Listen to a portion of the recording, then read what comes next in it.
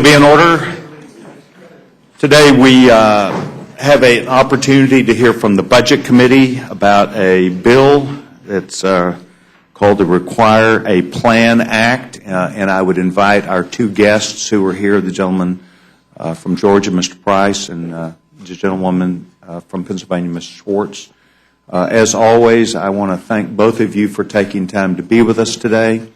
Mrs. Slaughter has indicated she's fired up about this debate today, which is always good when we're talking about things that have substance.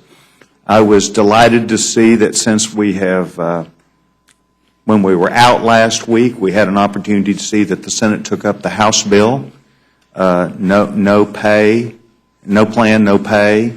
And the Senate passed it, and I believe the President has signed that bill, accepting the responsibility that really came as an idea for how we are going to work better together. The American people are counting on us. Workers are counting on us. The job creation aspect of this country has a lot to do with, and the competitiveness issue has a lot to do with us doing our job in Washington. Not just spending, but also a budget plan.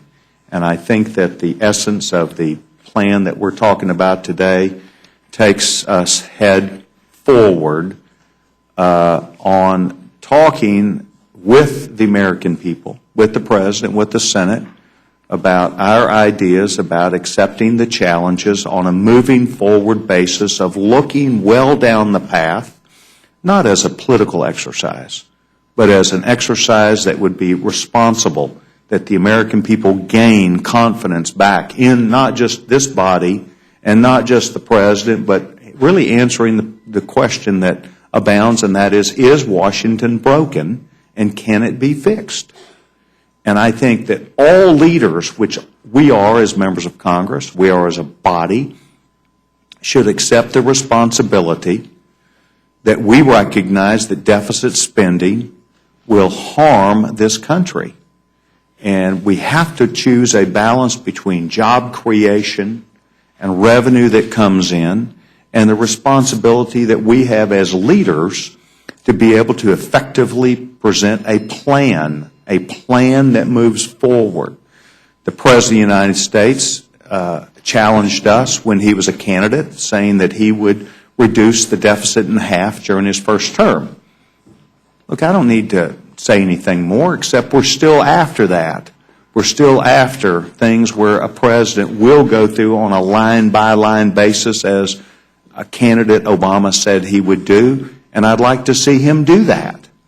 We're giving the opportunity to spend time so that this government can effectively understand what is their real mission and what are those priorities.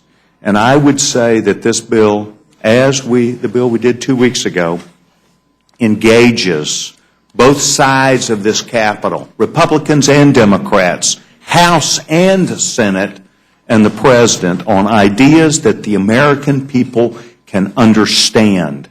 This is not political. This is a document that would say we're trying to aim at looking downstream and giving the President, giving the White House the flexibility to recognize one may be one document, a budget plan, but the second one should look downstream and see how we're going to work together. Working together is important. And that's why we're here today, and I welcome both of you toward that end. The gentleman from Georgia would be recognized. Please be advised, both of you, if you have a statement that you'd like to enter into the record without objection, we will accept both of those at this time, and any testimony that you'd like to give, we're welcome. Mr. Price? Thank you, Mr. Chair, and thanks to Ms. Slaughter and the other members of the committee for allowing us to present this bill on behalf, coming out of the discussion of the Budget Committee. And I want to commend the work that you all are doing, and I want to just thank the Senate for taking up our bill 2 weeks that we passed 2 weeks ago, the No Budget, No Pay Act, one that requires the Senate to actually pass a budget. As you mentioned, the Senate hasn't passed a budget in nearly 4 years. And so for the American people to be able to see whose ideas they believe will best get us on a path to balance and a path to job creation, these kinds of things are absolutely necessary. And sadly, the Senate hadn't passed a bill in 4 years, and so they've agreed that they ought to do so. Mr. Chairman, today is February 4th. It's the first Monday of February, and by law, the President of the United States is required to submit a budget to the Congress by the first Monday in February. We aren't getting a budget today from the President. In fact, this is the third time in the last 4 years that this President has failed to meet his statutory requirement to provide a budget to Congress by the first Monday in February. H.R. 444 is an attempt to allow the President the opportunity to put before the Congress of the United States a budget that balances within a 10-year period of time, or, if his budget fails to do so, to simply state when it is that that budget will get into balance. And I don't need to remind the members of this committee that the first term numbers are troubling. 4 straight years of trillion-dollar deficits, no budget that the President submitted to the Congress, not only not getting a single vote in Congress, but never getting to balance. $6 trillion plus added to the national debt in the past 4 years. So we believe that it's appropriate for the President to, in fact, put a budget forward that does balance. And if it doesn't balance within the 10-year window of the budget discussion, then he ought to say when it will balance. House Republicans have done our job. As you well know, the last 2 years we've submitted budgets and passed budgets through the House that, in fact, get us on a path to a balanced budget. We're committed to doing the same thing in the Budget Committee this year as well. We will deliberate and pass a budget out of the Budget Committee and out of the House, we believe, that will demonstrate how we can get to a balanced budget in 10 years period of time. And it's not just the importance of getting to a balanced budget. It's the consequence of doing that, and that is what you mentioned, Mr. Chairman, and that is to create economic vitality and job creation. And I'll just close by saying that this is where we are right now. This is a graph that demonstrates current law, debt to gross domestic product, current law over a period of time, and demonstrates that the current law in the President's budget has never gotten to balance. The green on this graph, as you know, is the budget that we adopted last year. We'll do, I think, better this year through the Budget Committee and through the House, and demonstrate how we can responsibly save and strengthen and secure the programs that are vital for this nation, but also get us to a balanced budget within a 10-year period of time. So, Mr. Chairman, with that, I urge the Rules Committee to adopt a rule that will allow this bill to proceed to the floor, and we'll work to ensure its passage. Thank you, Mr. Chairman. Thank you very much, Mr. Price. Ms. Schwartz? Thank you, and I appreciate the opportunity to speak in opposition to this bill and sit with my good friend, Mr. Price. We actually agree once in a while, and so maybe this may not be one of them, but we certainly appreciate the opportunity to come before the committee. I'm here because Chris Van Hollen couldn't be with us this evening. His father passed last week, and he is still dealing with that situation, and so he asked if I would come in for him and speak this evening. I will try and do my best in his place. I do want to say that the chairman pointed out the importance of our moving forward and in dealing with deficit reduction and growing this economy and meeting our obligations and our commitments to the American people and investing in the future and our future economic growth to some of the things he mentioned. And I would say the reason for my opposition is that this bill really does nothing to move us forward in that direction. In fact, our nation, as we all agree, face some serious economic and fiscal challenges. I don't think anyone can disagree that we've been through a very difficult economic time, a very deep economic recession that has affected millions of Americans, tens of millions of Americans. And we're beginning to see some economic recovery. We're seeing good signs in the economy. And we only recently, downside of that was in December when I think, again, investors and consumers alike looked at the Congress and said, there's another cliff, another fiscal cliff that we're not meeting on time, and it created some slowdown, and that is unfortunate. We're talking about economic growth and the future jobs, both now and for the future. Let me say that we take very seriously, the President does, and certainly the Democrats in Congress take very seriously the need to move this country forward to meet our economic challenges and our fiscal responsibility. We do believe that we need to reduce the deficit over time and to do that in a way that does not hurt our economic recovery, does not fail us in economic growth for the future, and in fact meets our obligations in a responsible way. And if we don't do those, we have actually, and that's a concern here, is that the somewhat newly created idea that it has to be that the deficit has to be come to balance in 10 years is not something the Republicans have put forward until a few days ago. So I just want to be clear that as that's put forward as almost a fact that we have to meet, it is not anywhere stated other than just recently by the Republican House members that we need to do this. The concern, of course, we have is that that will mean drastic cuts in government spending. It will mean, which it will, particularly when we look at the fact that the Republicans have put forward, and we expect you to put forward a budget that will include no new revenues, so it all has to come from spending cuts.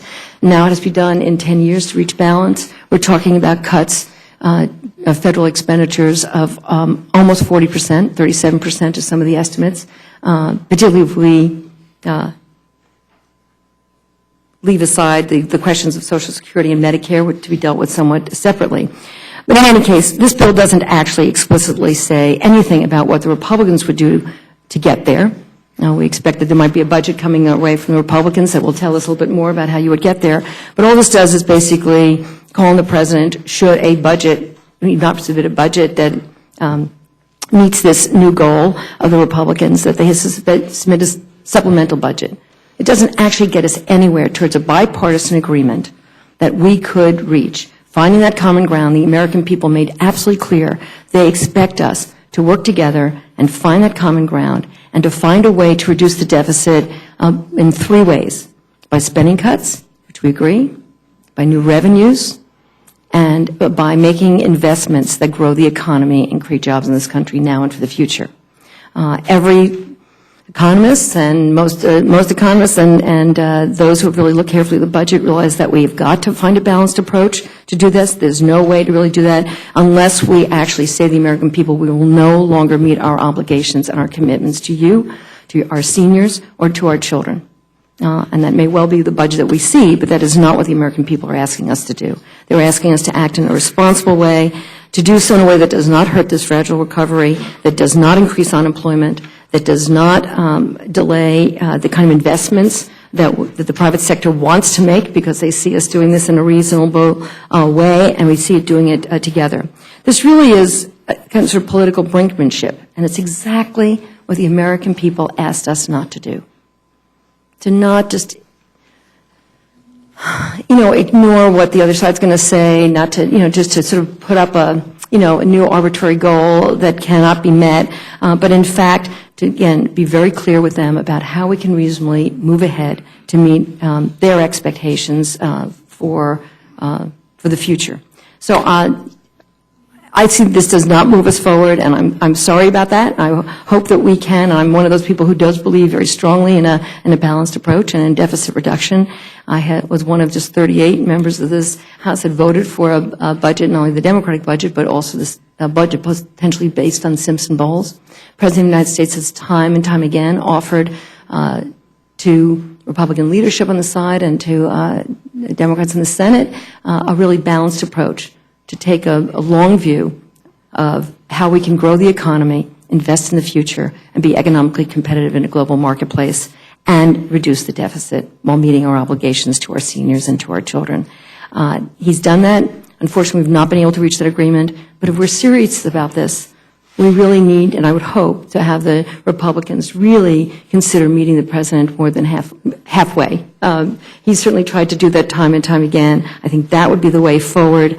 This bill today already pre-proposes what the President's going to present as a budget, and it seems to be premature at best and harmful potentially to the markets that are looking for us to to find a way to have a conversation, not just to put bills forward that you know are going to have very difficulty passing and are not going to actually get us to that kind of conversation we have to reduce the deficit, grow this economy, and meet our obligations. This does not move us forward. And so for that reason, I am opposed to the bill. We do have a Democratic substitute. We have a Chris Van Holland. I would hope that you would make that Democratic substitute in order so that we could vote on the floor that does put forward a serious deficit reduction plan that includes both revenues and spending cuts, as we know that balance is necessary. And I would look forward to the opportunity to vote on that substitute as well. So I would ask for you to consider that as well. As I say, I hope we can find a fair and balanced approach and find that common ground and be serious about how we get this done. Thank you very much to both of you for being here. I would first ask the gentlewoman from Pennsylvania if she considers asking the President to please consider this in the Senate unbalanced. I mean, what we're trying to do is simply ask the President and the Senate, please meet us and tell us what that pathway is, not just for spending, but getting to a balance. You spoke clearly about you want a balance. You're for a balance. You believe in a balanced budget. But we have 10,000 people a day moving to Social Security, and we are not creating 10,000 new jobs a day.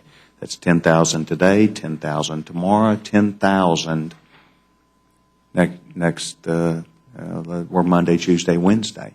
And we may not be creating that number of jobs. So how would you engage the President to get an answer back in the Senate?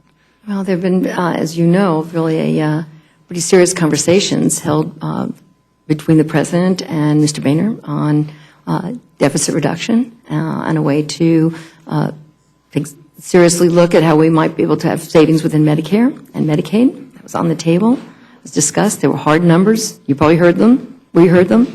And the answer from the Republican leadership here, you may have disagreed with the Republican leadership, I don't know, but there was was that we can't get it done. We can't get it done. So let's do what we can do. Let's do it for another let's increase the debt ceiling for another 2 or 3 months, create more instability in the marketplace. I think that's really was not the most responsible thing we could do. It's better than defaulting on the full faith and credit of the United States, but it's not what the markets demanded. It's not what investors and consumers demanded. We did actually reach agreement on tax rates. It was a good thing at the end of the year. We were able to do that. Not easily done. But I'm one of the people who would have liked to have seen a bigger, not only do that, I was pleased with what we did, but do something bigger, longer term, create that kind of certainty and stability in the marketplace for consumers, for investors, to create those jobs.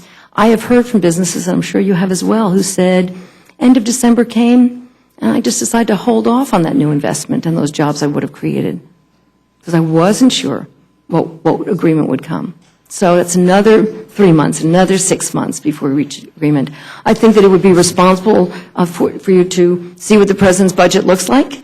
I know you're already working on your budget. I know that Mr. Ryan's budget was last year and the year before did not reach balance in 10 years.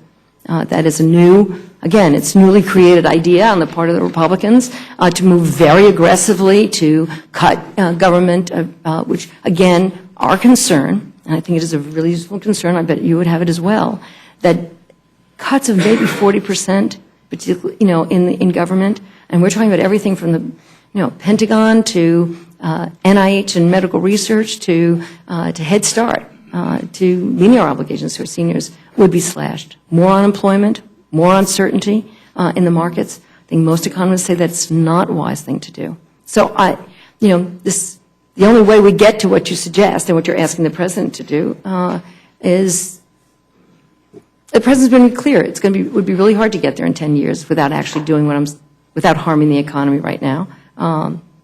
But in fact, he's very interested in getting there. So having that conversation seems to me not enhanced by this legislation. Mr. Price, you're Vice Chairman of the Budget Committee, and our witness here today has suggested that the President has suggested some things, but this sense and bowls idea never appeared in any of his budgets, which document, which time, which speech do we look at to know where we will engage the President as a body? Well, I appreciate it, Mr. Chairman, and I'm pleased to hear that the President now wants to get to balance. The President has indeed submitted budgets each of the last 5 years. 3 of the last 4, he hasn't met his statutory deadline, and I would remind my colleague once again that today is the statutory deadline. By law, the President is required to submit a budget to the Congress today, by today. This is the 3rd year out of the last 4 that he will fail to meet that legal requirement. We're also happy to talk about meeting the President halfway, but halfway to infinity is tough. This is current law. This is the path that the President has us on. We currently have a debt of approximately 100% of our gross domestic product, a debt to GDP ratio of 100%. Nations that get to that point, Greece is the one that is most clear in people's minds, have a choice to make, whether they go down a path of remarkable austerity, which is the path that this brings. My colleague and friend from Pennsylvania says that she's concerned about cuts to social welfare programs, to the safety net. Well, you talk about the path that we're on, it will result in slashes, in ending these programs. What we want to do is save and strengthen and secure the programs that are so vital to those most fragile in our society. The first individuals harmed by a debt crisis are those who are the least fortunate in any society, and Greece is the most recent example of that. Representative government is about deliberation. We can't deliberate if there isn't anything to deliberate with, which is why we encouraged the Senate and by the resolution passed 2 weeks ago to pass a budget. We can't negotiate with a blank piece of paper. You got to have an alternative. You got to have a contrasting provision. And I would just assure my colleagues that we aren't requiring the President to do anything other than to say that either his budget balances in the 10-year period of time that we've talked about, because that's the budget window. That's the window of estimates of spending that the Congressional Budget Office deals with. That's the window. They define the window. We don't define the window. That's why the 10 years. To have the President say whether it balances within 10 years or it doesn't, and if it doesn't, all we're asking is to say when it balances. Because that's imperative for us to get our fiscal house in order so that we can get the economy moving and get jobs created. So I think this is a positive move. I think it's going to be extremely helpful for the discussion, for the debate, for the deliberation that will of necessity go on here in the House and in the Senate and between the branches, between the legislative branch and the executive branch.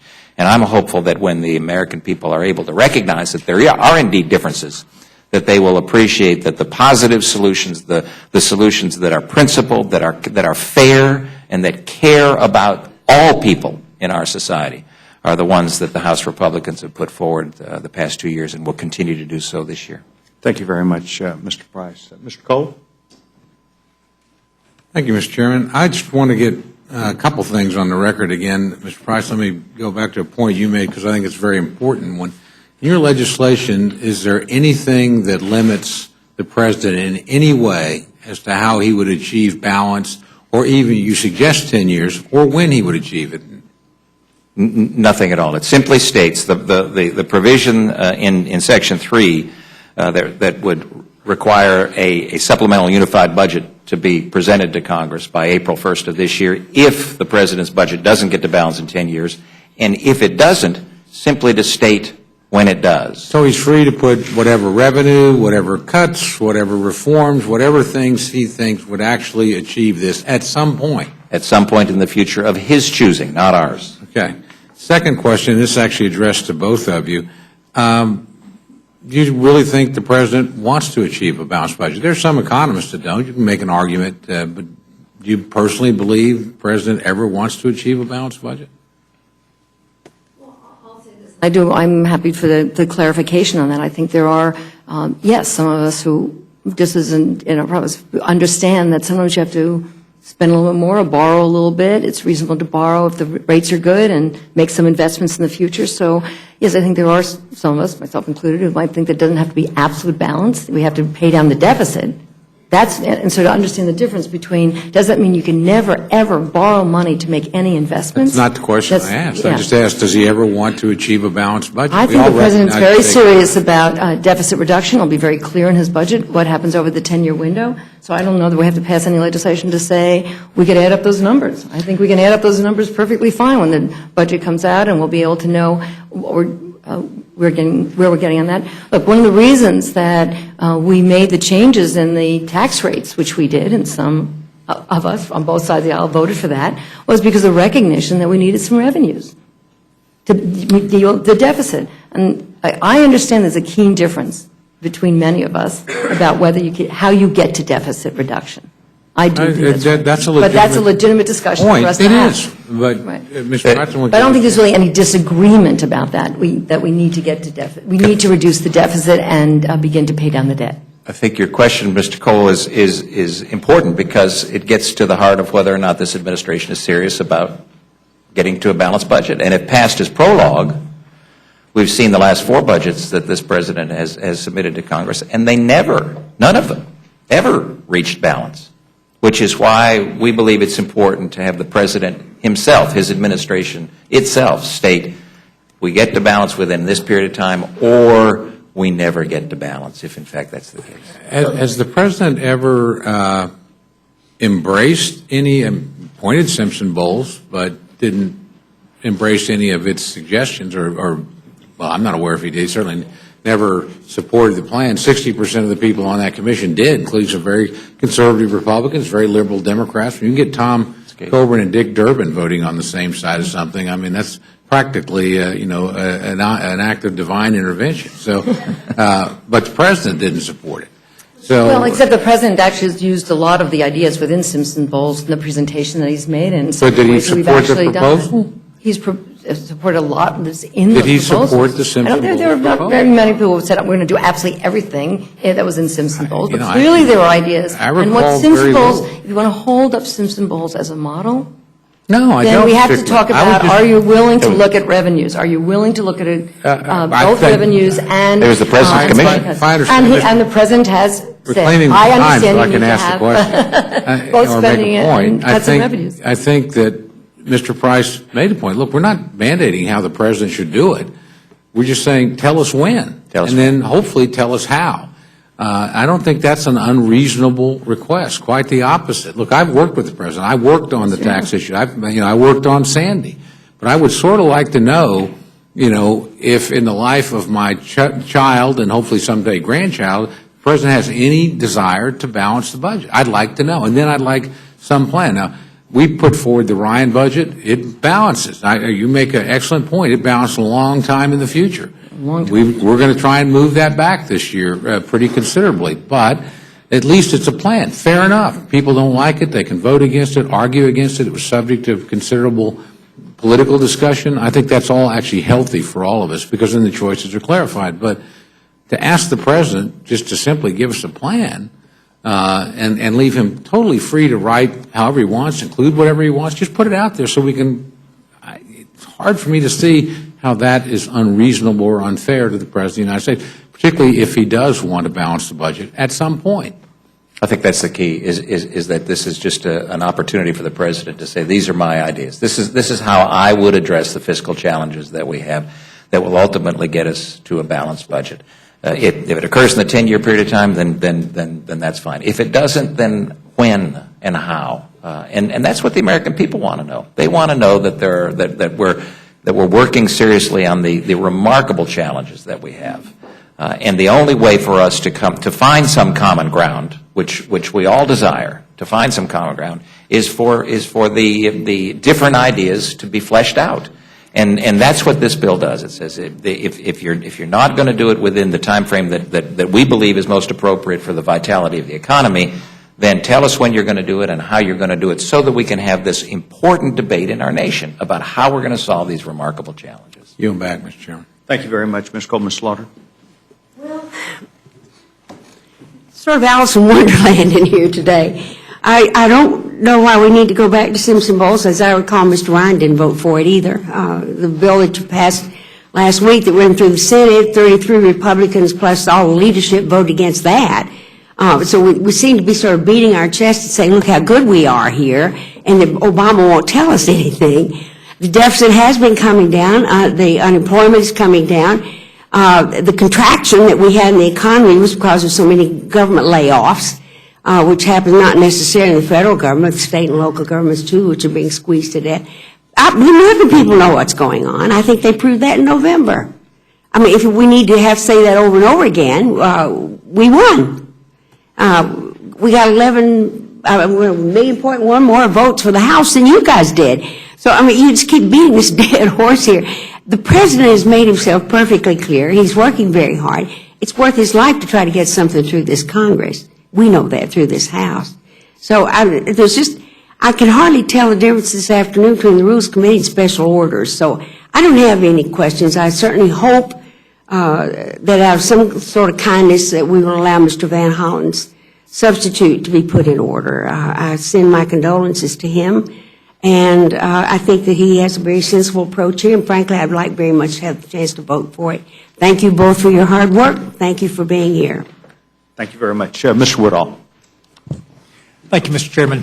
I want to thank my Georgia colleague for bringing this bill forward. And I'll ask you, Ms. Schwartz, we've gotten a chance to serve together on the Budget Committee for 2 years, and I love being on that committee because we're bringing in the Federal Reserve Chairman, we're bringing in the Treasury Secretary, and we're getting very serious answers to, as you say, very serious questions. And candidly, when I arrived there as a freshman last year, I thought the same thing that you've said here today. You said, I don't think there's any disagreement that we need to reduce the deficit and pay down the debt. I mean, that seems, that's common sense in Pennsylvania, that's common sense in Georgia, but I remember the hearing we had with the Treasury Secretary in the last Congress, to which I asked him, when does the President's budget reach balance and have the ability to pay down the first penny in debt? And he said it doesn't. That for 4 years now, the President of the United States, who again, I think if we ask your constituents in Pennsylvania, my constituents in Georgia, they'd say exactly what you've said here today. There's absolutely no disagreement in America, but that we need to reduce the deficit and pay down the debt. I don't think they understand that the Treasury Secretary comes here on behalf of the President and says America's executive has no plan to ever pay down the very first penny. Am I misunderstanding what you're saying, or do we agree that we think there should be wide agreement that whatever that methodology is, we should begin reducing the deficit and paying down the debt? I think the President's been really quite clear. It was clear with the American people, and I think he's been clear with members of Congress about how he would do that. And there's a keen difference when you sort of pretend like you don't know what the difference is. There's a keen difference between what the President's position on Democrats, mostly a position on how we would reduce the deficit over time, and that is in a balanced approach. And you are well aware, because of the conversations we have on the Budget Committee, that people who testify say that, in fact, making the deficit the major issue facing us, and it's a serious issue, but that right now, I think that we heard a lot of testimony that said, be careful what you do in the short term, one, because of economic recovery. Be careful if you're going to renege on commitments that we've made to our seniors or to our children. And I don't consider these safety net programs to educate our children. I mean, that may be a difference of opinion we have as well. I didn't think so. But, I mean, I talked about medical research. Maybe that's considered a safety net also. I don't. I think that's about innovation and growing jobs in the future. So there are real questions here. Are we going to make investments that will grow the economy in the future? Will we actually do this in a balanced way? That word balance is important to the American people. Will we actually look at revenues that we might be able to obtain through special tax deductions that we don't need to anymore, that could bring in some revenue or be reinvested in a better way? So I think the difference here is about how we do it.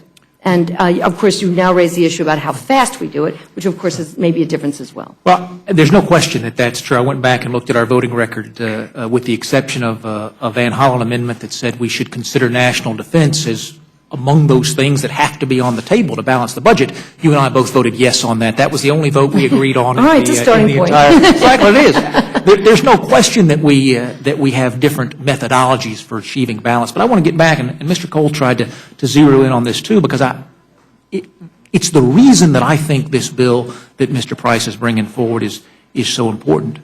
No question that we have to that we differ on methodology. But I've been listening to the President's language recently, and he no longer says pay down the debt. He now says manage the debt. I do think that while you and I may agree that the entire nation thinks we should reduce the deficit and pay down the debt, I think that has become such a daunting challenge, given the desire to make investments, given the desire not to double taxes in a time of economic uncertainty, that the President's proposal is not that anymore. Now, I think you began by saying this bill does nothing. If you and I think that everybody agrees that we should reduce the deficit and pay down the debt, but now it turns out we may have a disagreement with the President about whether he thinks we ought to pay down the debt, isn't this bill worth doing just so we can clear up that misunderstanding? Because I'd tell you that's substantial if two people who haven't found anything that they've agreed on in 2 years of Budget Committee work find this one thing, that we must reduce the deficit and begin to pay down the debt. If that's a point of disagreement with our President, shouldn't this bill have a time to shine the light on that, clear up that misunderstanding for the American people? Look, I don't think this is quite as fuzzy as you're suggesting. I think that there are two things I would say about it is, again, there's been so much conversation, and I'm sure you're well aware of the conversations that we've heard from the President and his recommendations about how we reduce the deficit. The deficit, and this may be the core of it, but that the deficit reduction is not in isolation of all else we are as a country, as we are as Americans, as our economy is. It is not the only concern that I would have, or I think the President has. I think he does have a concern about meeting our obligations to our people, about how we actually manage the national defense, how we actually grow the economy in the future, how we make those investments. So it's not, you're suggesting it's an absence of those other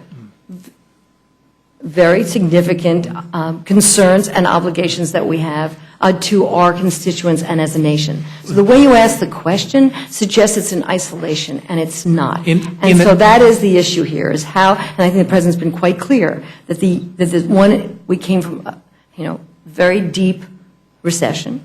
It was much worse than we thought. It's taken a long time to grow out of it. We're getting there. I think that Slaughter talked about all the signs. Housing starts and unemployment is down and investors are ready to make those investments and people are feeling better for the first time. That the last thing we should do is to say that the only thing that matters, and again, I'm somebody who believes that the deficit needs to be reduced, but the only thing that matters in absence of economic growth and meeting our obligations and being who we are as Americans, that we will risk all of that.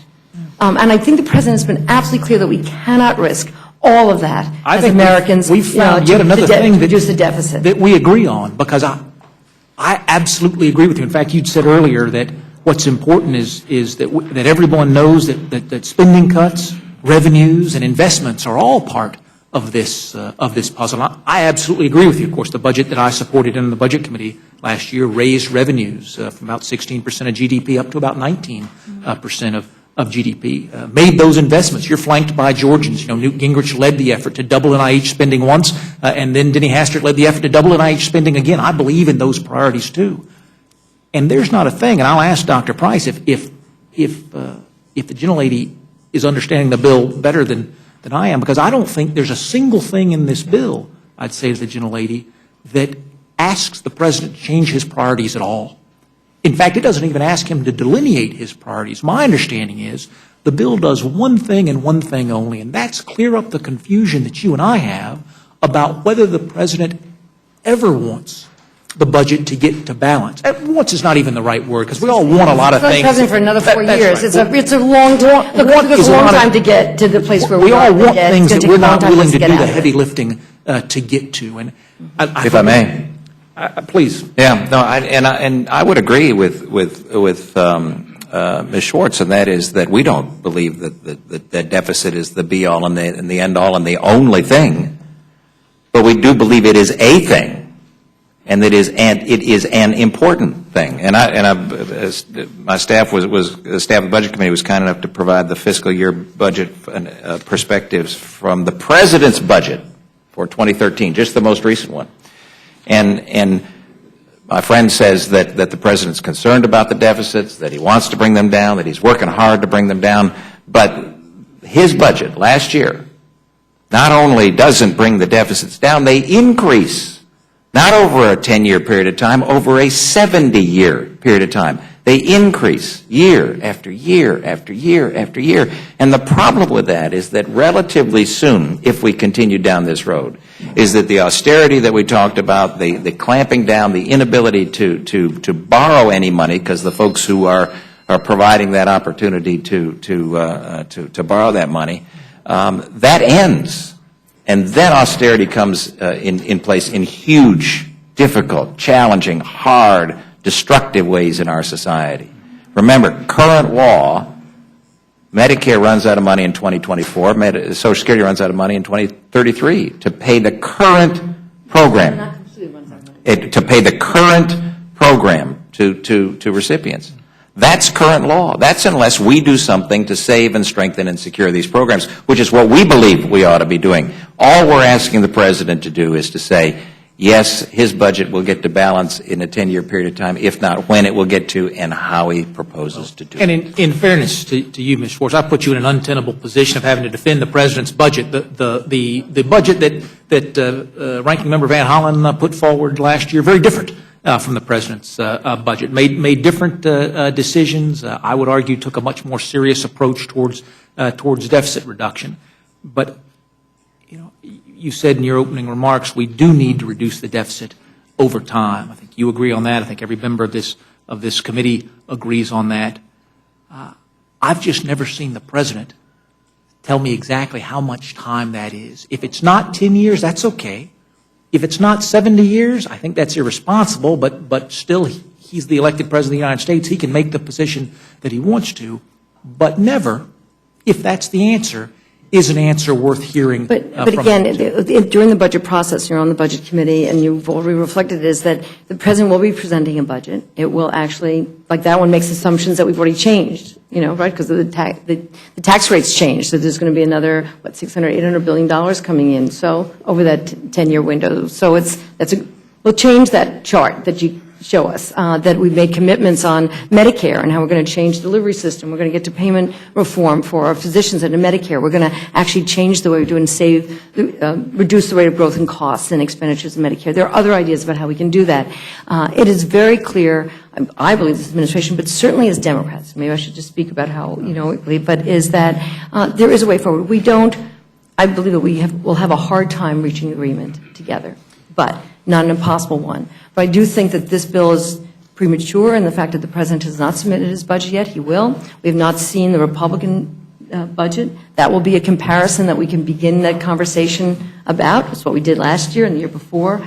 And I assume that Mr. Ryan's budget, which cut drastically last time, will cut even much more drastically because you're going to speed up the deficit reduction by quite a bit. Now, maybe actually another 15 years sooner. So it's going to be dramatic cuts. That will be very clear to the American people our different visions for how we would actually do deficit reduction. It is the beginning of the dialogue. I'd like to be able to see us pass a budget. I always think we should do that. I'm on the Budget Committee. I can invest in this process.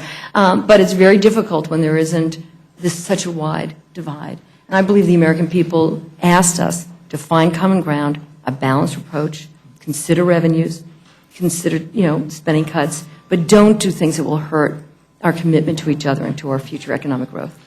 I'm told by my friends in Pennsylvania that it's Pennsylvania's Philadelphia and Pittsburgh surrounding Georgia in the middle. So I'm sure there are lots of things that your constituents in mine agree on. Alabama in the middle, okay, fair. It actually is pretty much, I think Pennsylvania is a little bit of everything. I think that makes it a pretty interesting state.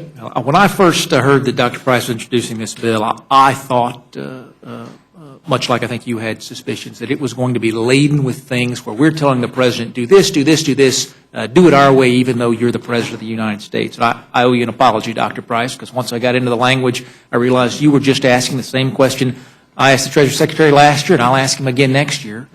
When does your budget come to balance? We're not telling you how to do it. We're not telling you when to do it. We just think the American people deserve an answer to if you're going to do it. It's only fair. I yield back. Chairman Price, you've had an opportunity to see our designee from the Rules Committee, Mr. Woodall, to the Budget Committee, and I hope he's doing a great job. He brings back a lot of work and toolage that I think is good for this conference, and I'm delighted that you were here to be with us today, so that Rob had that opportunity to see you shine. Someday he'll be in your place, and we'll want to learn from what you do. Mr. McGovern. Thank you, Mr. Chairman. Dr. Price, can I ask you, how many hearings were held on H.R. 444 in the Budget Committee? We haven't had any hearings on this. This is simply a piece of legislation that requests the President to identify when his budget was there a markup? gets to balance. Was there a markup? Did the committee get together and mark this bill up? No. No?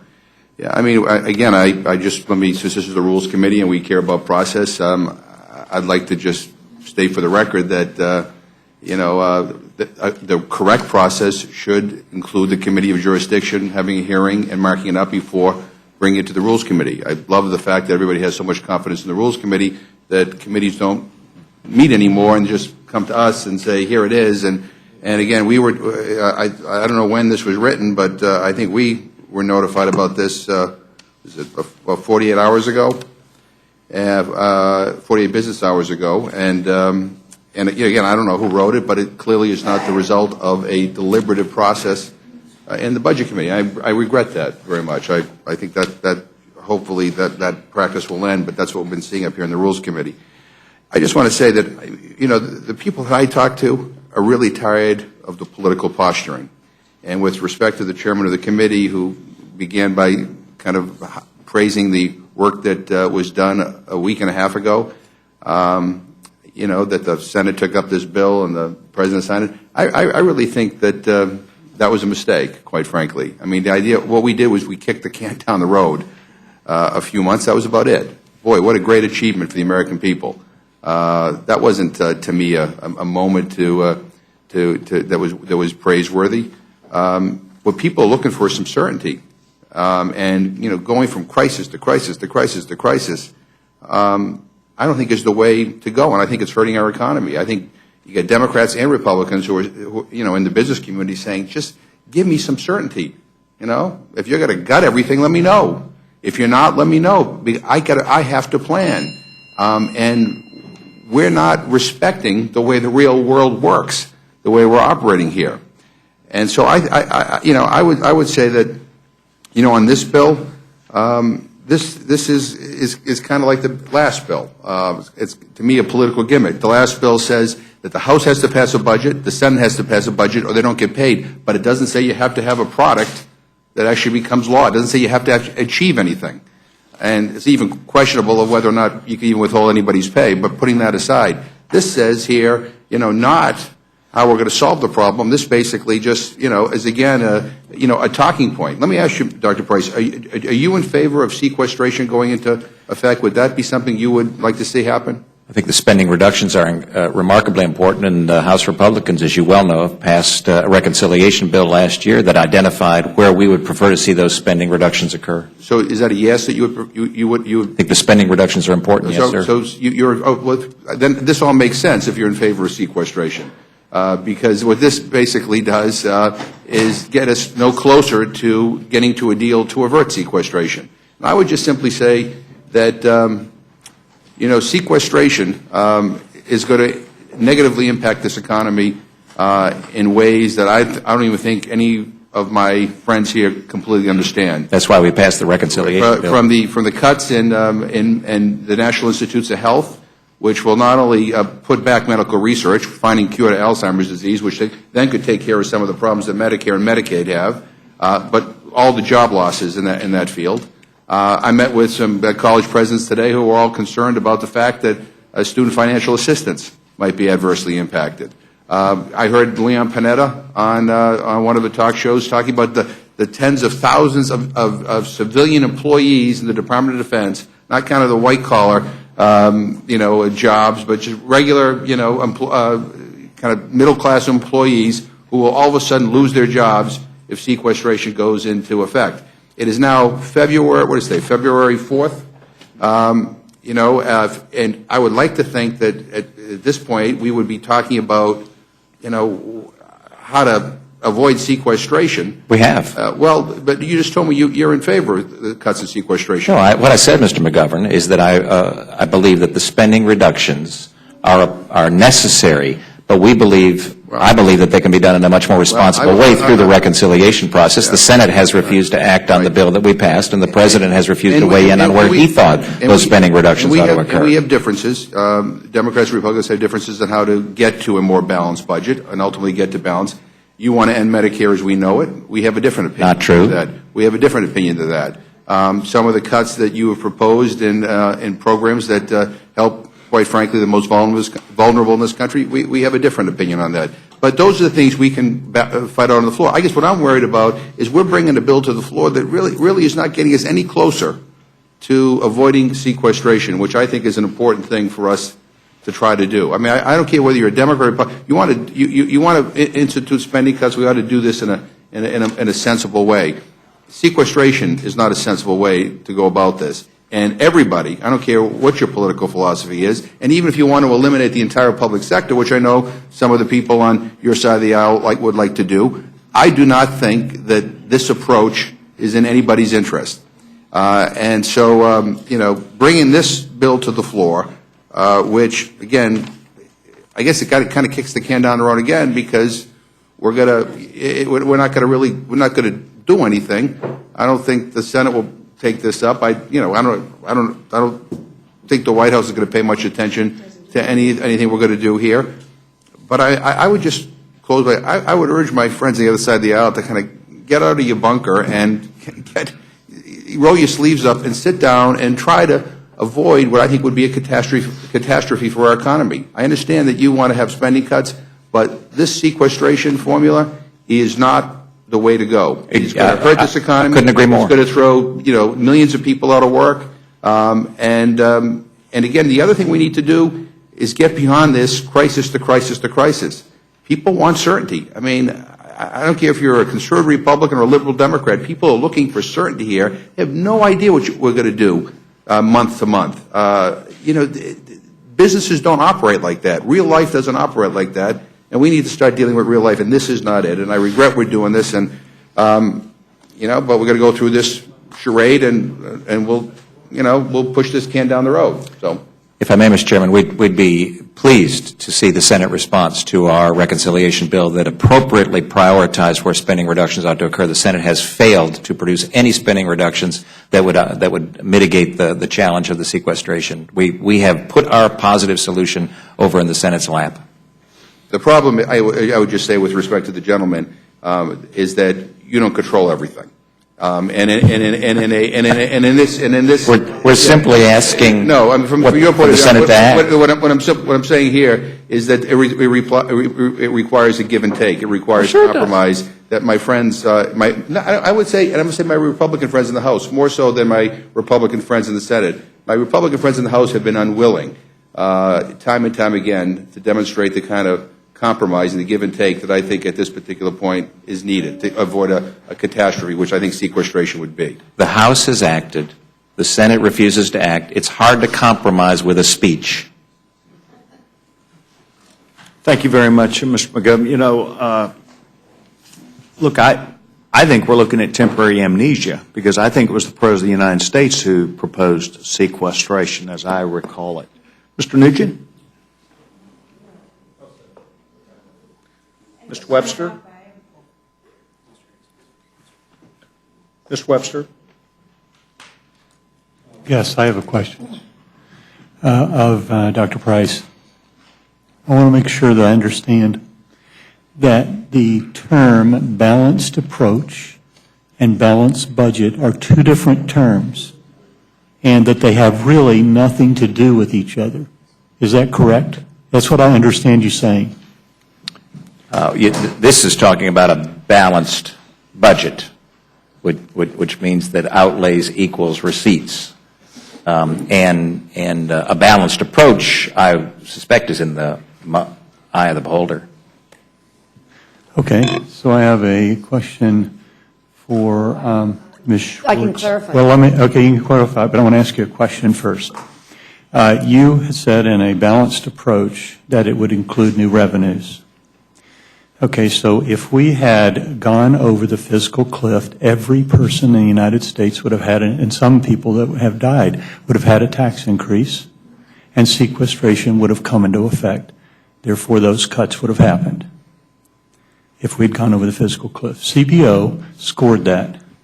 We still are $285 billion per year short of a balanced budget. So there's all the no one was calling for that many taxes. No one. I don't think you were. I know the president wasn't. But you've said you want taxes. Okay, so there's your taxes if we'd gone over the... Where would you get the extra almost $3 trillion over 10 years in cuts in order to balance? So no one's even proposing that many taxes, but let's assume we had them. We still have a $3 trillion, $2.85 trillion deficit over the next 10 years. And somehow, some way, we'd have to get it. We're talking about getting rid of sequestration. Well, that's only $1 trillion. And we would need, with all of those tax revenues, and let's say we took part of those and bought out sequestration, so we start even. Now that would move us up to about $4 trillion we would need over the next 10 years. Where would you propose there to be cuts in a balanced approach in order to get to that? We've given you all the tax money you need, more than anybody asked for, and now it's time to do cuts. Where would you propose those to come from? Well, I think it's not just me, although I would suggest that you look at the Democratic substitute that Mr. Van Hollen put together. There is some language in there about how we would get to balance. And the President has certainly, again, proposed how we would do that. And some of it did start. It was a start. We already agreed to $1 trillion in cuts. You're right that there's $1 trillion in sequester, which many of us, apparently all of us, would like to see done in a different way rather than just across the board. So that's $1 trillion. We did get that, $800 billion out of the tax increases for the 1% wealthiest Americans. So that should count in your $4 trillion, and it does. And then the President did offer to Mr. Boehner, which actually was not possible to get done, I understand it. Really, I'm not in the Republican conference. I can't.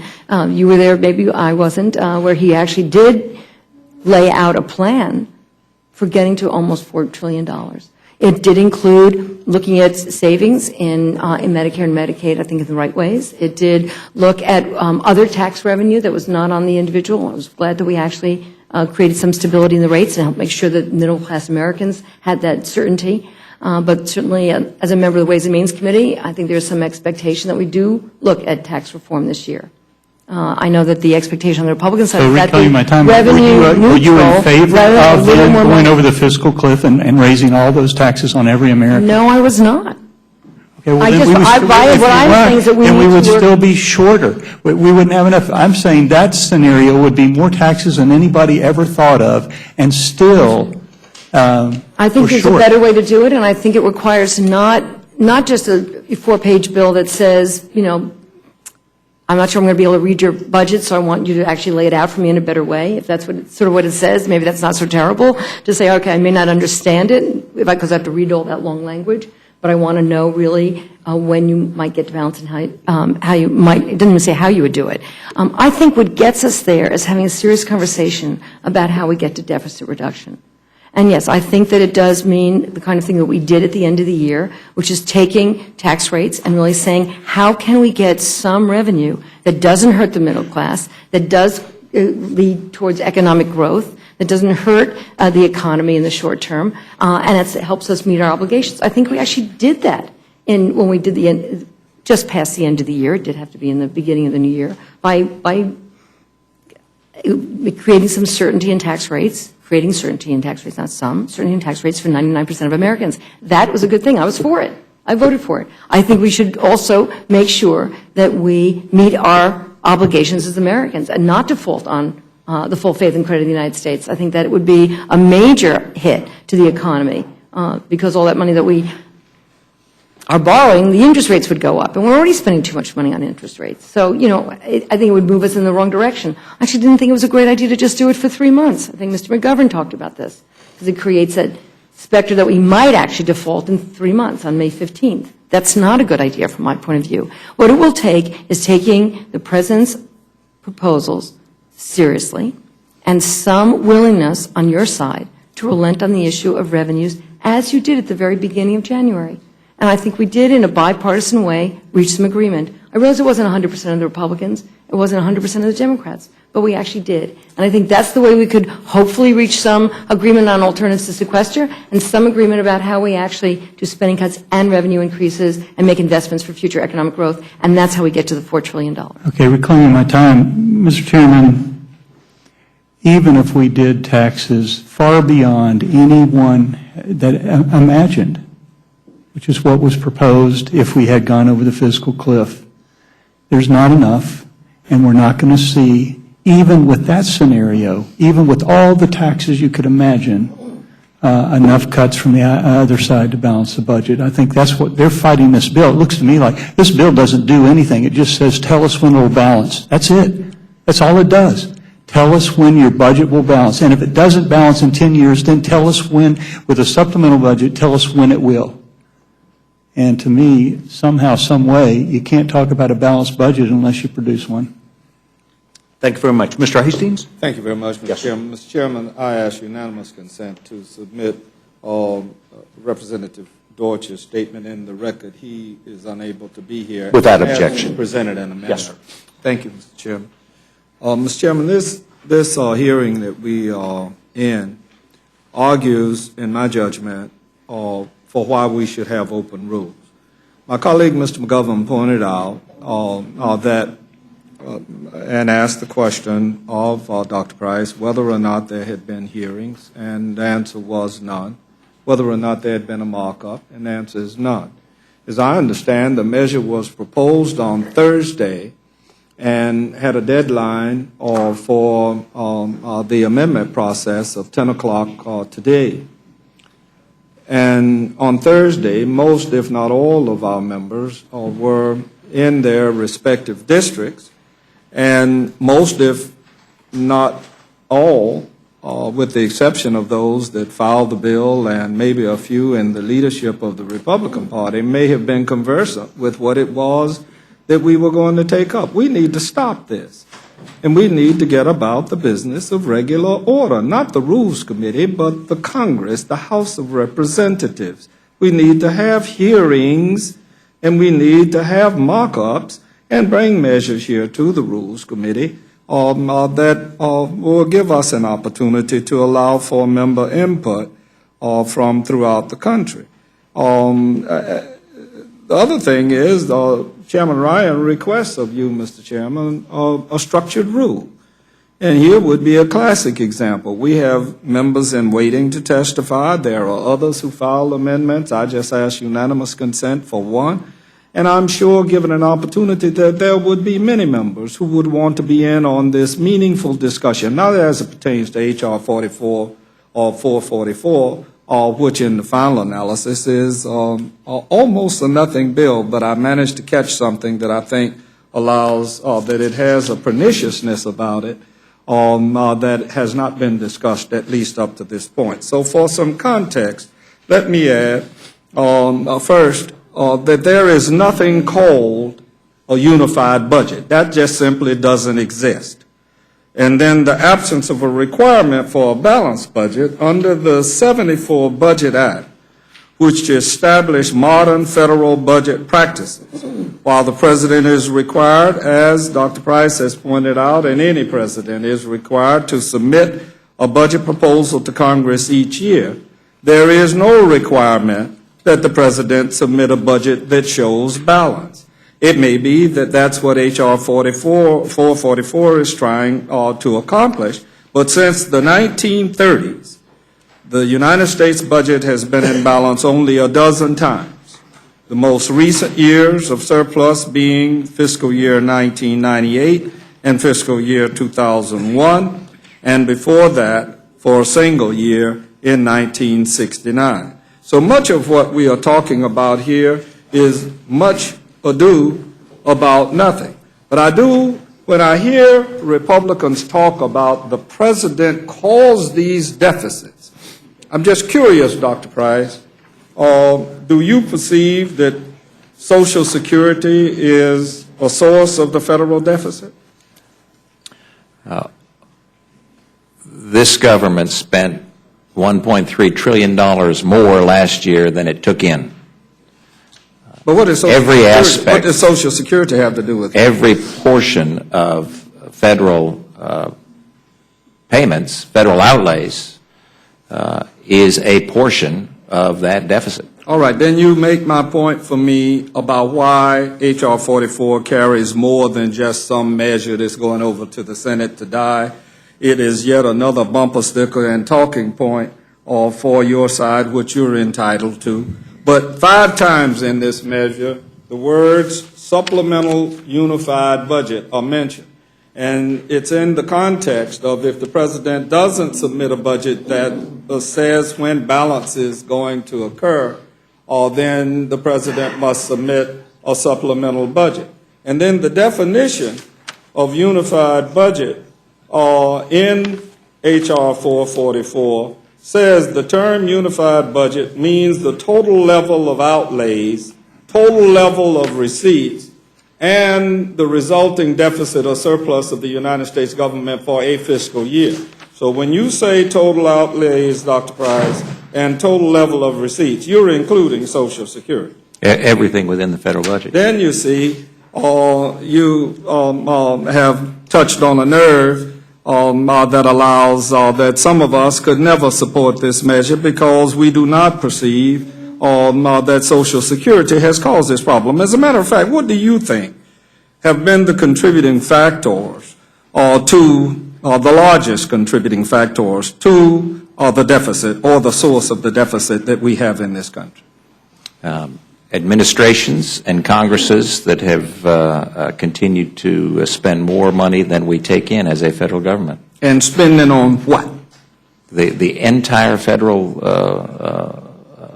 budget and programs. Let's find a few trillion for you in wars and in donut hole and in taxes that were reduced, that were not paid for at a point in time. Would that help you get to some trillions? Mr. Hastings, I'm not pointing a finger at any one individual. I'm saying that the actions of the federal government have, over a period of years, resulted in a debt in this country of $16.4 trillion, which is 100% of our gross domestic product. In the past 4 years, we have seen $6 trillion of money added to that debt, and that if we continue down this road, then we won't be talking about whether or not there's going to be a safety net anywhere, because it will not exist. Well, and so what we believe ought to be done is to put in place programs that actually save and strengthen and secure that safety net. Let me disabuse you and others that I hear say this. America ain't Greece and ain't about to be Greece at no time, okay? And I won't go into all of the economic particulars, but we are much stronger than any Greece, and that's with no reflection. I just attended a Greek festival at home in the past weekend, so I don't want to have it misunderstood, and then when you say Greek, you better say Turkey, or else somebody else will get mad. You know, so I've been to their festivals too. But the harsh reality here, I just want that to be clearly understood. But let me lift from Ted Deutsch's letter something that I think is pertinent that Franklin Roosevelt said when Social Security was put in place. And I quote from Ted's letter, quoting President Franklin Roosevelt. "We put those payroll contributions there so as to give the contributors a legal, moral, and political right to collect their pensions and unemployment benefits. With those taxes in there, no damn politician can ever scrap my Social Security program." I stand with Franklin Roosevelt and underscore everything that he said. And H.R. 444, we will hear more when you talk about this unified budget. And the other thing I wish to ask of you. You say Congresses and presidents.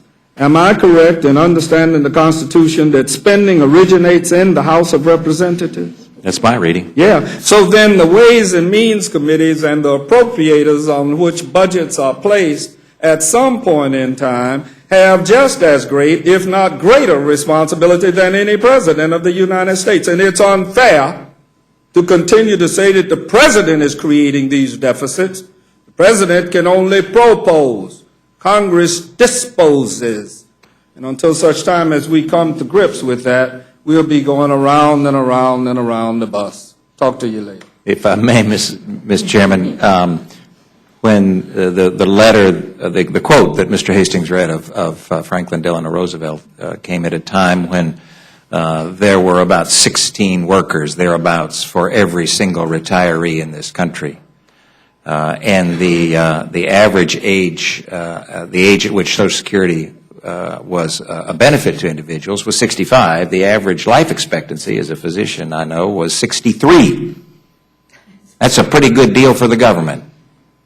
The fact is that things have changed significantly since that time, and now we have about 3 workers for every retiree, and the life expectancy is above the age. Reclaiming my time, Doc, and I wasn't going to have anything else to say, but you really just touched the nerve. I looked at my paycheck. I just looked at my paycheck, and I'm $208 light on my money that I earn largely for the reason of the Social Security payroll taxes. Social Security doesn't have one thing to do with the deficit that we are in this nation. And to address it meaningfully, and that's what Ms. Schwartz calls for, that's what the President calls for, that's what I call for. Yes, there needs to be an adjustment with reference to Social Security and Medicaid and Medicare. But they have to be reasonable. And to answer my friend Mr. Webster from Florida about where you get these additional trillions from, one place could be down 14th Street at the Pentagon, and we could start there by making some substantial cuts that are unneeded, just like we didn't need to be in the wars that we were in the first place, and we wouldn't be where we are if we had not been in them. Thank you. I yield back. With respect, I yield back my time. Thank you very much, Mr. Chairman. If I may, yields back his time. Mr. Chairman, if I may. Here's what I'd like to do. I'm trying to manage this hearing, and I'm doing so. And we're trying to get through all of our witnesses and allow each side an equal opportunity. And so at this time, if I could, Dr. Price, I'd like to go to the gentlewoman from Florida, Ms. Rosley. Thank you, Mr. Chairman, and I just want to congratulate Dr. Price for a common sense bill. We're so proud of the bill that we passed just a few weeks ago, no budget, no pay, and the Senate adopted it, and I think that's a positive step forward. And this is another common sense bill, and as you pointed out in your findings, it says since taking office, the President has allowed the federal debt to grow by nearly $6 trillion, and the total debt now exceeds the size of the entire economy of the United States. So I think it's right to keep the bill's focus on balancing the budget, and it simply directs the President to submit a budget that eliminates deficits. It leaves it up to him on what proposals he wants to advance to achieve that goal. So I think it's just like our previous bill, a common sense measure, and I congratulate you for it. Thank you, sir. Thank you very much. Dr. Burgess. Well, thank you, Mr. Chairman. I thank our 2 witnesses for being here with us today. It does gladden my heart to hear people talk about process and waxing eloquent about regular order. But of course, we recognize if we were following regular order, you would actually have a budget from the President today that you would be digging through voraciously and trying to understand where the President was trying to take us. I cannot see where it is a problem to ask the President to provide us this additional information. Representative Schwartz says we need to find common ground. Well, finding common ground might be for the President to disclose, look, I'm going to put my name to a budget that the House is going to pass, that is going to have some significant spending cuts, and there will be a political price to be paid. I am happy to do that because I think that's what I came to Congress to do. But why won't the President put his name to those revenue increases that over time would lead to his version of balance? Representative Webster pointed out eloquently that all of the tax revenue you could ever want and more was available on January 1st, but it wouldn't have solved the problem. So, and if I may, I just have to say something about the sequester. Look, I may have misunderstood or misinterpreted, but during the last debate, I thought I heard the President say that he was not going to allow the sequester to happen. I don't know what he meant by that. I don't know by what avenue that would occur. This is a bill that he signed into law in August of 2011. This is existing law. You can't go back and veto a law that you've already signed. It can't happen. So the sequester is going to occur. The gentleman's correct. The House has done some work on reconciliation. I thought it was good work. I wish somebody had opened it up and looked at it, but it didn't happen. And I will just tell you, from the part of the country that I represent, people are anxious that we do not do anything else to the sequester, that it be allowed to work. Just as Mr. Hastings pointed out, this will get you your cuts down at the Pentagon. They'll be tough. To be sure, they'll be tough. But Mr. Price, you held up a chart that if you and I were running our medical practice and we looked at that much red ink just over the horizon, we'd be making some pretty drastic measures. We'd be laying people off. We'd be taking pay cuts. We probably wouldn't take a paycheck home for several months. We'd be working harder. We'd be working longer. But we would know that we can't continue to do that and continue to stay in business. So any CEO in this country, if you show them that graph, they're going to know that they're going to have to apply Lean Six Sigma principles to it that are going to hurt, but they've got to get it done or they've got to go out of business. And I, for one, don't want to see this country go to business. So I'm willing to do the painful things that is necessary to do. I think your bill is right on target, and we're simply asking the President to show us what he has and what his vision of leading us to balance would be. So you had some additional comments you wanted to make after Mr. Hastings, and I'll be happy to yield the floor to you, Mr. Price, to do so. I'm sorry, Mr. Hastings. The point that I was going to make on the Social Security facts were that the program is not going to be able to meet its obligations in 2033 under current law. And therefore, we must. It is irresponsible for us not to address this. And that's all that we're saying, is that we believe it's important to save and strengthen and secure these programs so that they can continue for the beneficiaries. And then I would also just echo your comments, Dr. Burgess, about if we were acting under regular order, if we had regular order, the President would have submitted his budget by today. The gentleman wishes to be recognized.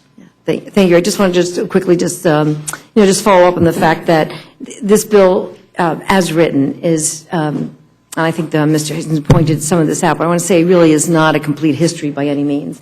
Mr. Hastings asked very clearly about, does this place blame anywhere? And you said no. If you read the language in the bill, it actually suggests that history began when President Obama became president. And actually, that isn't really true. It's certainly not true when it comes to deficit, and I think you know that. And so it is. It makes it a much more political bill than it makes it a real discussion. I actually think we're having a real discussion here to some extent, but I think this bill, if you read some of the content, and it does throw in some of these other concerns that we have that are really quite also a difference that I think many of us agree, and I think Mr. Hastings agreed too, that Social Security, we need a little work to be able to meet all those obligations, so we'll work on that, but that's different than the budget. It's, we see it somewhat separately. But I do want to just say that there is strong support on the side of Democrats, and I believe from the President as well, to deal with the issue of deficit reduction. Again, it was pointed out that balanced approach is different than a balanced budget, and that's right. We actually think it does take economic growth and revenues and spending cuts, and we've committed to all three, and doing what we have to do here.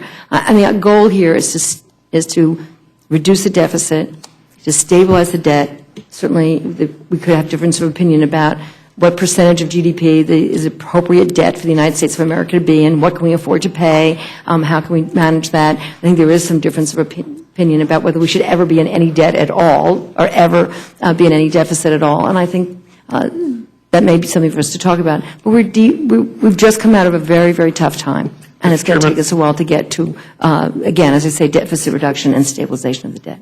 Reclaiming my time, and no one ever suggested that history started 4 years ago, but Mr. Price had a very compelling graph. We just had the inauguration of the President 2 weeks ago. The national debt stood at $16 trillion. There will be a new President inaugurated in 4 years' time. Does anybody care to guess what that number on the national debt will be? 2 weeks after that inauguration day, 21, 22, 23 trillion dollars. Is that really the legacy that we want to leave from this Congress? Our children deserve better than that. No, this history did not start 4 years ago, but we need to begin the process of bending that curve, and it starts today, and I'll yield back.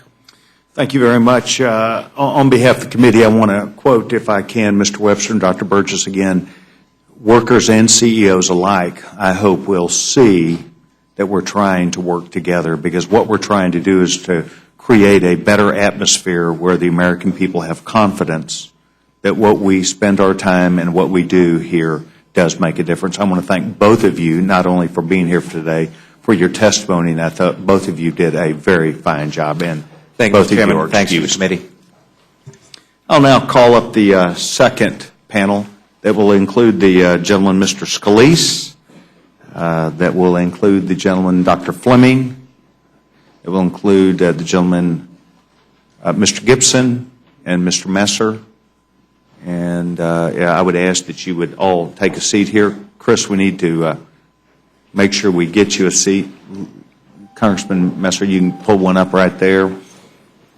And as always, I want to welcome each of you to the Rules Committee. Luke, I would assume this is your first time here. Yes, sir. Well, good luck. On behalf of the committee, we're delighted that you've taken time not only to help think this through, but you'll be presenting ideas today.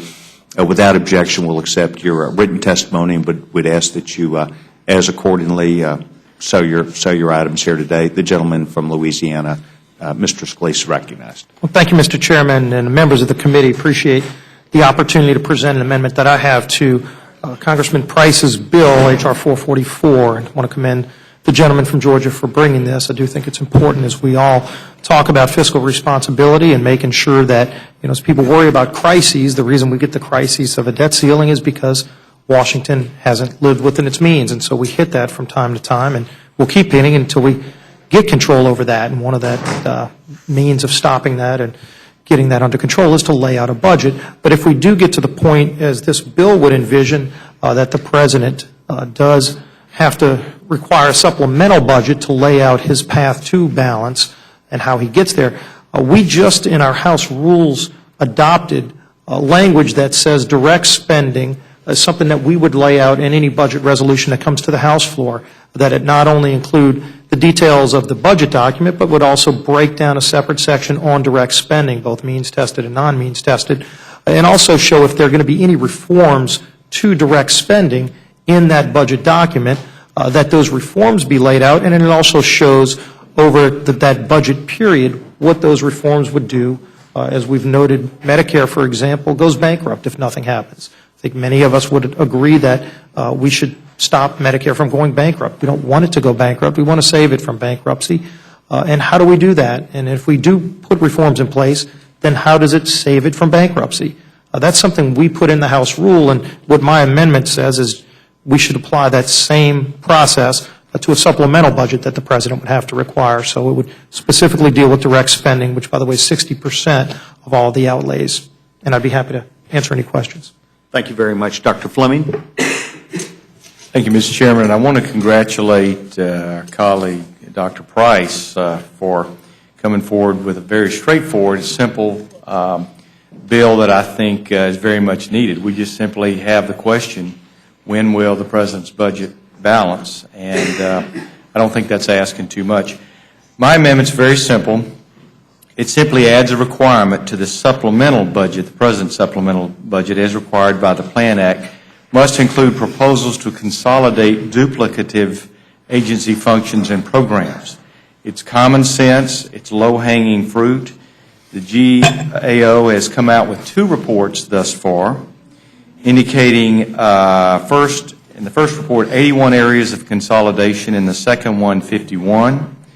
In addition, Senator Tom Coburn has produced a very helpful report that points out some very obvious ways we can do that. Again, I'll abbreviate this because of the hour, but just to say that it simply requires a focus, the amendment does, on consolidating duplicative programs. And also, I have a follow-up bill that I'm going to introduce soon that would be applicable to this. It would invoke a BRAC-like process to rules and regulations in government that would make it nonpartisan and something that we would have a commission that would actually drill down and take out all of the duplication and the extra regulation that we have. I think this would be a great first step in order to do that, and with that, I yield back. Thank you very much. Mr. Gibson, we welcome you not only as a veteran of the United States Army and now serving as a proud member of the United States Congress, but as I look at you, I remember a young man, a friend of mine from Dallas, Texas, a Navy SEAL who was killed over the weekend, Chris Kyle, who gave great service 4 tours of duty as a Navy SEAL overseas. And I want you to know that I know you grieve also for the loss of a great American, but I'm delighted that you're here today to talk about these important issues, and the gentleman's recognized. Well, thanks, Mr. Chairman, and thank you, ladies and gentlemen. I'm here on behalf of Mr. Schrader, my colleague from Oregon. We're offering a bipartisan amendment today, and it's a very simple one. As the President goes about meeting the requirements of the bill, that he would consider the recommendations of the Simpson-Bowles Deficit Reduction Commission. You know, we're about 3 weeks away or so from the potential implementation of sequestration, which was always meant to be a forcing function. It was always meant to get us to come together to get a major agreement, because we all recognize, I believe, that these deficits are unsustainable. We run the risk of, for future generations, not having the same choices and freedoms that we've had. And we need pro-growth policies that grow this economy and fiscally responsible decisions and policies that move us back to a balanced budget over time. And the reality is we have divided government. So, you know, Republicans, one vision, Democrats, another vision, and if we stick to that, nothing is going to get done. And in fact, we're only 3 weeks away from sequestration. Now, last year, a number of us, actually too few of us, voted for a bipartisan variant of Simpson-Bowles, and that was the Cooper-Latourette budget proposal that had tax reform in there. Good tax reform, I think, that helps constituents in upstate New York and throughout the country, looking after the middle class, where we close loopholes and we lower rates. That's going to help us get revenues, grow this economy, and also structural reform and spending reductions such that the entire package was close to $4 trillion. Now, this was a variant. This wasn't a precise replica of Simpson-Bowles. So we softened it, quite frankly, to get more Democratic support and more Republican support. We softened some of the recommendations. It's close to $4 trillion in savings. And the point is, at the end of 10 years, the deficit then is less than the interest payments on the debt. You know, I'm asking my colleagues to consider this is a very simple bill that helps get more certainty into the business environment. I think economists on both sides of the aisle and across the spectrum have said there's close to $3 trillion sitting on the sideline waiting to find out what the rules of the game are going to be so they can invest. This is a very simple amendment that says the President, as he goes about meeting the requirements, should consider the recommendations that come from Simpson-Bowles, and I hope it will be favorably looked upon. Thanks for the opportunity to explain it. Thank you very much. And the gentleman from Indiana is recognized, Mr. Messer. Mr. Chairman, Ranking Member Slaughter, thank you for the opportunity to be here today. It is my first appearance before the committee. I was struck by both the quality of the content and the eloquence of all that spoke earlier. I appreciate this opportunity to be here. My amendment does one very simple thing. It's based on the principle that each taxpayer deserves to know how much the nation's deficit is costing them each year. My amendment would achieve this goal by requiring the supplemental unified budget called for in the underlying bill to include the cost per taxpayer of the annual deficit for each year that budget is projected to be in deficit. I believe this requirement would be a powerful reminder to both the President and Congress that our decisions have real-world consequences for hardworking taxpayers. I'm not CBO, I'm not OMB, but doing this on a napkin, if you had about $1 trillion a year deficit with 145 billion taxpayers, or 145 million taxpayers, the deficit would calculate out to about $6,800 a year per taxpayer. We ought to do better than napkin and provide an official number for the taxpayer. It's not a partisan issue, at least it shouldn't be, and appreciate your consideration of that amendment. Thank you very much. We've now heard great testimony from you four, and I appreciate that. I'd like to ask the committee if anyone has any questions for these members. Gentleman's recognized. The gentleman yields his time back. Thank you on behalf of the committee. Thank you to all four of you for being here today, and we appreciate this very much. The hearing the hearing portion of H.R. 444 is now closed, and the chair will be in receipt of a motion. Mr. Chairman, I move the committee grant H.R. 444, the Require a Plan Act, a structured rule.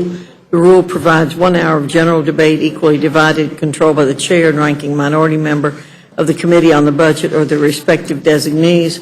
The rule waives all points of order against consideration of the bill. The rule provides that the bill shall be considered as read. The rule waives all points of order against provisions in the bill. The rule makes an order only those amendments printed in the Rules Committee report. Each such amendment may be offered only in the order printed in the report, may be offered only by a member designated in the report, shall be considered as read, shall be debatable for the time specified in the report, equally divided and controlled by the proponent and an opponent, shall not be subject to amendment, and shall not be subject to a demand for division of the question. The rule waives all points of order against the amendments printed in the report. Finally, the rule provides one motion to recommit with or without instructions. I thank the gentlewoman, the vice chairman of the committee, for the motion. I would now offer an explanation of the rule to the gentleman from Georgia from the Budget Committee, the Rules Committee, Mr. Woodall. Thank you, Mr. Chairman. Because we have had a process where the Budget Committee has been able to play a role in generating this legislation, but arguably not perfect it, I'm glad this rule is making some amendments in order. I think we had 14 amendments submitted. I know the bulk of those were non-germane. But in being able to make 3 Republican amendments, 1 Democratic amendment, and 1 bipartisan amendment in order, I think this rule gives an opportunity not only for us to have a full hearing on all the ideas contained in this legislation, but also ensure that we keep our commitment to the minority that we will be able to adjourn there on in time to get folks to their retreat at the tail end of this week. And I'm very supportive of this rule and recommend it to the members. Thank you for your overview of the rule and your ideas about how we would proceed. Is there further discussion or any motions, any amendments that would be Mr. Chairman, I'd like to agree with my colleague, but in the fact that we've all understand that this is the second time that we've had bills that have not had any committee process at all, and if the ranking member of the Budget Committee, Mr. Van Hollen, has offered a substitute and that could not be considered to be made in order is very distressing to me. Mr. Van Hollen's amendment number 7 would replace the entire sequester, which is important for us to do, because it would cause the deep cuts to the domestic priorities and defense. And it would create savings from specific policies that reflect a balanced approach to reduction, protects our most vulnerable citizens, ask those earning over $1 million a year to contribute more, eliminates agriculture direct payments, which we could have done if we'd ever gotten a farm bill, and cuts subsidies for the large oil companies. Now, we have to have a waiver, as I understand that, but the idea that you would say that you didn't do it because it was for some reason you needed a waiver would be very distressing to our side, frankly, because 12.5 times over these last 2 years you've given the Budget Committee majority a pass and given them waivers. That's what we do. That's why people come up here, because they want those waivers to make those in order.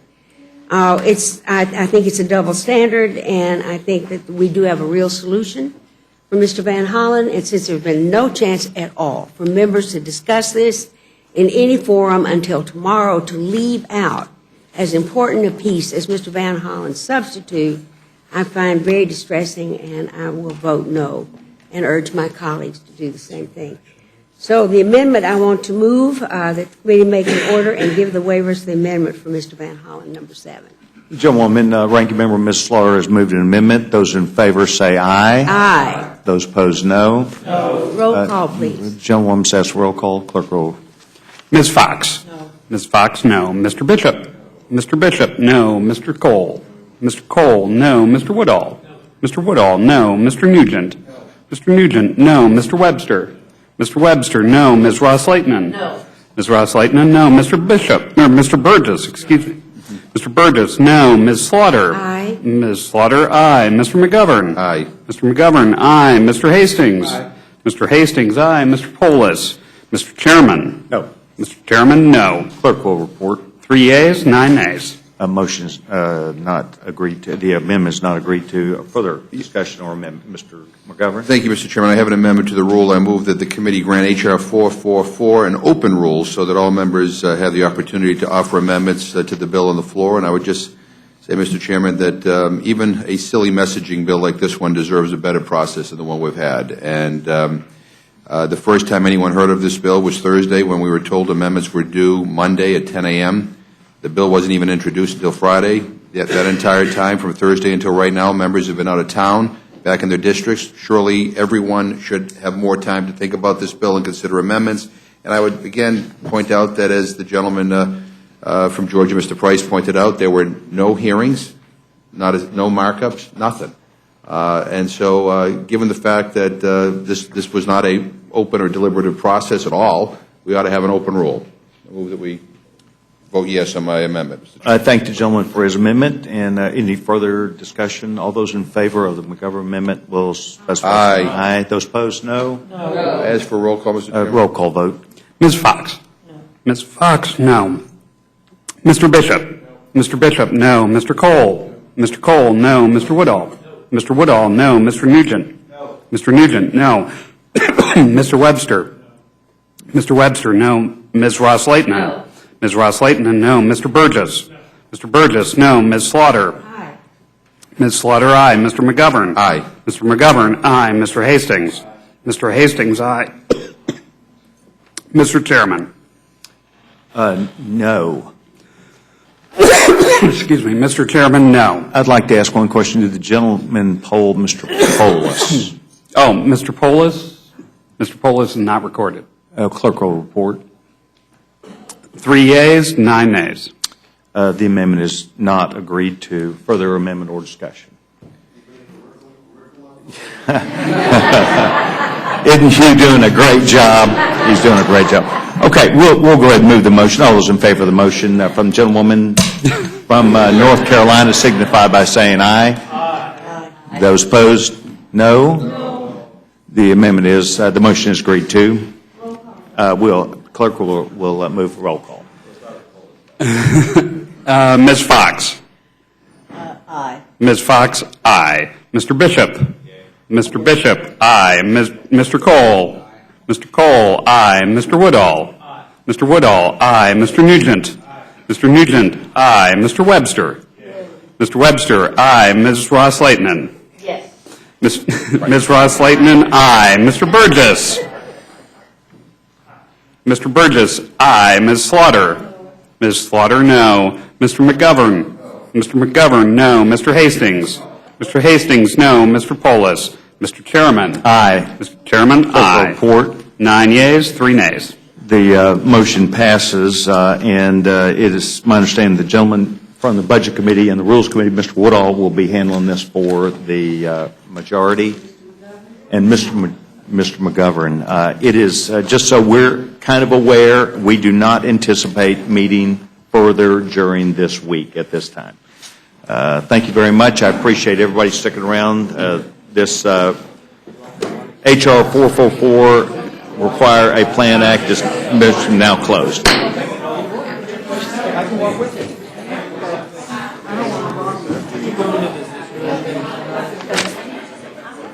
Yeah, did you?